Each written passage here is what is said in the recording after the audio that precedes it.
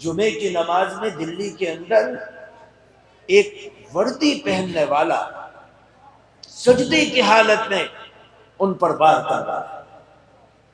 اگر قوم کھڑی نہ ہوتی، لوگ سڑکوں پر نہ آتے، لوگ اپنے گھروں سے نہ نکلتے، لوگ اپنے کمروں سے نہ نکلتے، مسجد میں نماز پڑھنے والا اپنی مسجد سے نہ نکلتا، خانقاہ میں بیٹھنے والا خانقاہ سے نہ نکلتا، گاؤں میں رہنے والا گاؤں سے نہ نکلتا، تو میرے دوستو یہ جو ہلکا سا ایک احساس پیدا ہوا ہے، تو یہ احساس بھی اپنی جگہ گھٹ گھٹ کر مر جاتا، اور کل ان کی واری تھی، پرسوں کو کسی اور کی واری ہوتی۔ خدا کے واسطے اپنی جگہ سے ہلنا سیکھو، اپنی سیٹ سے ہلنا سیکھو، اپنے اندر احساس پیدا کرو۔ یہ جان آج بھی جانی ہے، کل کو بھی جانی ہے، 10 سال کے بعد بھی جانی ہے، 50 سال کے بعد بھی جانی ہے، 100 سال کے بعد بھی جانی ہے۔ کوئی اپنی جان کو بچا کر اس دنیا کے اندر ہمیشہ رہنے والا نہیں آیا اور نہ رہ سکتا ہے۔ یہ تو شیطان کی خصلت ہے، جس نے کہا تھا انظرنی الی یوم یبعثون، اے بار الہا مجھے قیامت تک کی مہلت دے دے، موت نہ آئے، بیماری نہ لگے، دکھ نہ ہو، تکلیف نہ ہو، مجھے قیامت تک کے لیے موت کی چھوٹ دے دے۔ اللہ نے چھوٹ دے دیا، اس کے بعد وہ زندہ ہے، قیامت تک زندہ رہے گا، قیامت کے دن اس کو مارا جائے گا۔ یہ انسان کی خصلت ہے، یہ شیطان کی خصلت ہے۔ اگر انسان کے اندر یہ خوبی ہوتی تو نبیوں کے اندر یہ خوبی پیدا کی جاتی کہ ان کو زندہ رکھا جاتا، کیونکہ وہ سراپا خیر تھے۔ اپنے اندر احساس کی ضرورت ہے، اپنے اندر جاگروکتا پیدا کرنے کی ضرورت ہے۔ یہ بہت کمی کی بات ہے ہمارے اندر کہ ہم چمٹے ہوئے بیٹھے رہتے ہیں۔ ہماری اولاد، ہمارے بچے، ہماری گھر کی مستورات اور عورتیں، ہماری قوم کس طرف جا رہی، ہمارے اندر رائی کے دانے کے برابر بھی احساس نہیں ہے۔ ہماری مسجدوں کو دیکھ کر، مدرسوں کو دیکھ کر کوئی بھی پہچان سکتا ہے کہ یہ سوئی ہوئی قوم کی مسجد ہے، یہ سوئے ہوئے لوگوں کے مدرسے ہیں، یہ سوئے ہوئے قوم کی داستان ہے۔ یہ بہت کمی کی بات ہے، اس کمی کو اپنے اندر سے دور کرنے کی ضرورت ہے۔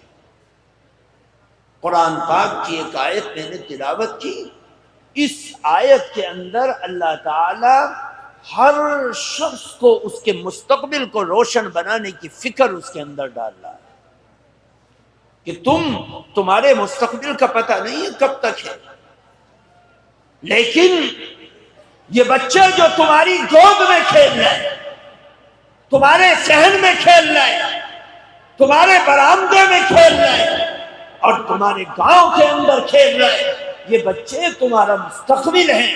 ان مستقبل کے بچوں کو تابناک اور روشن بناؤ، ان کے مستقبل کو اور ان کی چمکدار پیشانی کو ایمان اور اعمال سے پر کرنے کی کوشش کرو۔ یہ ہر مسلمان کی ذمہ داری ہے۔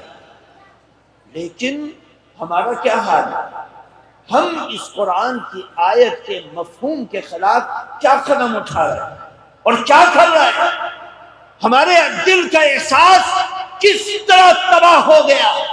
ہم اس چیز کو محسوس کریں، ہم کس طرف چلے گئے؟ ہم اپنے بچوں کو یہ سوچتے ہیں کہ یہ بچے ہماری نظروں کے سامنے رہے اور ہم ان کو کھیلتا کودتا دیکھیں۔ ماں باپ یہ چاہتے ہیں کہ ہمارا بچہ مستقبل میں اللہ والا بنے، اللہ کا ولی بنے، عابد بنے، زاہد بنے، اور اگر اسکول کا مزاج ہے تو ہمارا بچہ ڈاکٹر بنے، انجینئر بنے، فلاسفر بنے، بڑے سے بڑے عہدے کا مالک بن جائے۔ آدمی اپنے بچوں کے مستقبل میں بچوں کو بڑا دیکھنا چاہتا ہے۔ کون آدمی ہے جو یہ چاہے کہ میرا بچہ بھیک مانگے، میرا بچہ نوکری کرے، ہوٹلوں پر جھاڑو لگائے، پوچھا لگائے، اور میرا بچہ ذلیل ہو، کوئی نہیں چاہتا۔ ہر آدمی یہ چاہتا ہے کہ میرا بچہ مستقبل میں بڑا بنے، چاہے دین کے اعتبار سے ہو اگر مزاج دینی، چاہے دنیا کے اعتبار سے ہو اگر مزاج دنیاوی ہے۔ میرے دوستو، دین کے اندر وہی شخص اپنے بچوں کو کامیاب بنا سکتا ہے جو اپنے جگہ کو چھوڑ کر بچوں کو ہجرت کرائے، بچوں کو ہجرت کرائے، اور وہ ہجرت کر کے بچے اپنے گھر کو چھوڑ کر، گاؤں کو چھوڑ کر، علاقے کو چھوڑ کر، وہ بچے علم کو سیکھنے کے لیے، دین کو سیکھنے کے لیے، ولایت کو سیکھنے کے لیے، قرآن کو سیکھنے کے لیے، دینداری کو حاصل کرنے کے لیے سماج میں جائیں اور جا کر دین کے ہنر کو اور علم کو سیکھنے والے بنے۔ دیکھو